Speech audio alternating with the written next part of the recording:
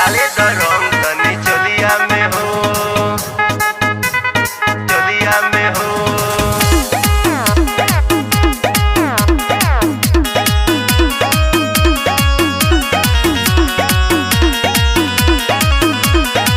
हमरा के काहे जीजा करताड़ा तंग हो, रंग के बहाने छुअल चाहताड़ा अंग हो।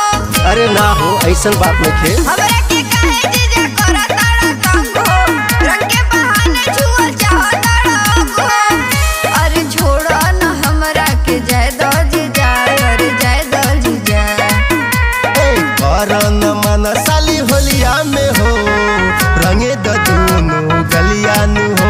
अरे करन मन साली होलिया में हो, डाले द रंग तनी चोलिया में हो, डाले द रंग तनी चोलिया में हो,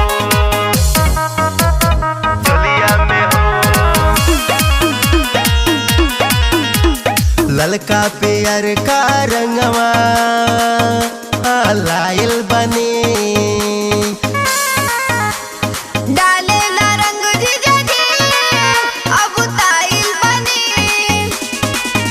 अब ताइल बनी। ललका पेयर का रंगवा लाइल बने। डाले ला रंग जीजा जी, अब ताइल बनी। अरे देखी तो का कही टोलिया जीजा, अरे टोलिया जीजा। करन मन साली होलिया में हो, रंगे द दोनों गलिया नु हो। अरे करन मन साली होलिया में हो, डाले द रंग तनी चोलिया में हो, डाले द रंग तनी चोलिया में हो, चोलिया में हो।